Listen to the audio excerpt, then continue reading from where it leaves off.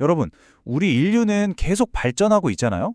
과학도, 교육도 점점 더 나은 세상으로 가고 있다고 믿죠? 근데요, 만약에 그 믿음 자체가 하나의 거대한 착각이라면 어떨까요? 자, 오늘 분석에서는 바로 이 지점, 다윈주의가 우리가 철석같이 믿는 진보라는 개념에 던지는 아주 근본적인 신학적 질문을 한번 파고들어 보겠습니다. 자, 모든 논쟁의 시작은 바로 이 질문 하나에서 출발합니다. 인간이 그저 좀 똑똑해진 동물일 뿐이라면 대체 우리한테 도덕이라는 게 왜 있는 걸까요? 어디서 온 걸까요? 와, 이거 정말 생각해보면 머리가 복잡해지는 질문이죠. 우리가 우리 자신을 어떻게 보는지, 또 뭐가 옳고 그른지를 판단하는 그 기준 자체를 뿌리부터 흔들어버리는 그런 질문입니다. 그럼 이 엄청난 생각의 충돌, 도대체 어디서부터 시작된 걸까요? 이번에 살펴볼 자료에 따르면요, 모든 걸 바꿔놓은 딱 한순간이 있었다고 합니다. 바로 다윈주의가 등장하면서 수천 년 동안 당연하게 여겨졌던 창조에 대한 믿음에 정면으로 도전장을 내민 바로 그 순간이죠. 그때가 바로 1859년입니다. 찰스 다윈이 종이기원이라는 책을 세상에 내놓은 해죠.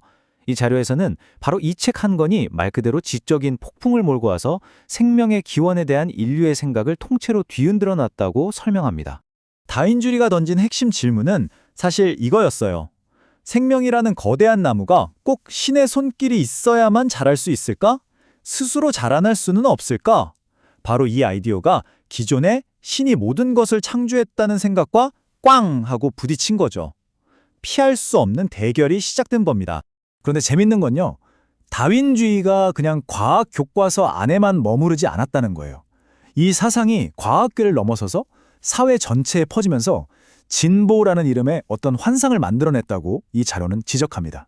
그게 뭐냐면 바로 우리 인간은 스스로의 힘으로 완벽해질 수 있다는 새로운 믿음이었죠. 신학자인 C. 그레그 싱어는 이 변화의 핵심을 아주 날카롭게 짚어내는데요. 그의 말을 빌리자면 다윈주의는 이전까지 신의 계획이라는 큰 흐름 속에서 이해되던 역사를요, 완전히 다른 그림으로 바꿔버렸다는 거예요. 마치 오직 인간의 노력만으로 끝없이 위로 올라가는 그런 하나의 직선 계단처럼 말이죠. 자, 여기 두 관점을 보세요. 이건 세상을 내다보는 완전히 다른 두 개의 창문이라고 할 수 있어요. 왼쪽 창문을 보면 인간은 교육과 과학으로 계속 발전할 수 있어 하는 희망적인 목소리가 들리는 것 같죠? 아주 낙관적이에요. 그런데 오른쪽 창문을 보면요, 아니야, 역사는 신의 계획 안에 있고 인간은 근본적으로 구원이 필요해 라고 말하고 있습니다. 이 둘의 가장 큰 차이, 그 핵심은 바로 인간의 본성을 어떻게 보느냐에 있습니다. 아니, 근데 왜 진보가 환상이라는 걸까요? 이 자료는 그 이유로 전적 타락이라는 아주 중요한 신학 개념을 제시합니다.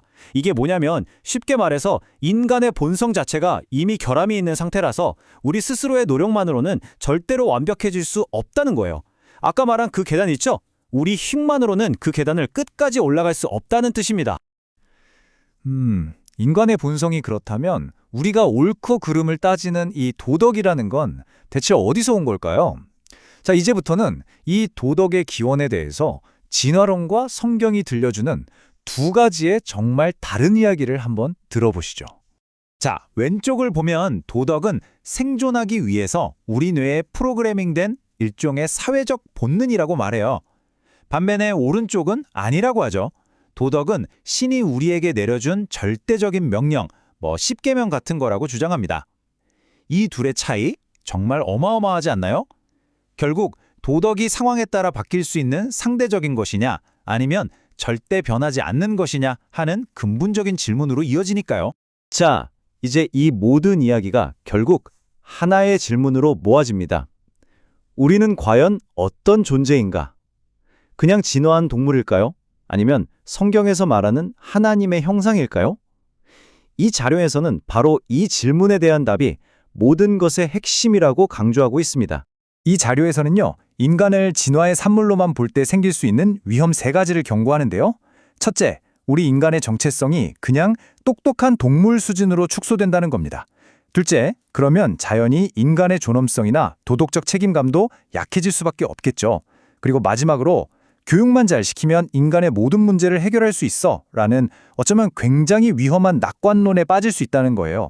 그렇다면 신학적인 관점에서는 어떤 대안을 제시할까요? 바로 하나님의 형상이라는 개념입니다. 이 자료에 따르면요, 이건 우리가 그냥 동물이 아니라는 선언이에요. 우리는 신을 닮게 창조된 아주 특별한 존재이고 바로 그 사실 때문에 우리에게는 특별한 존엄성과 도덕적 책임이 주어진다는 거죠. 그래서 결국 이 모든 논의는 마지막으로 이 질문을 우리에게 던집니다. 다들 세상이 점점 더 좋아지고 있다고, 진보하고 있다고 말하는데 왜 세상에서는 여전히 끔찍한 일들이 끊이지 않는 걸까요? 스마트폰은 매년 새로 나오는데 왜 인간의 미움이나 욕심 같은 근본적인 문제들은 수천 년째 그대로인 걸까요? 이 자료는 바로 이 질문에 대한 답을 우리 각자가 스스로 찾아야 한다고 말하면서 깊은 생각할 거리를 남겨줍니다.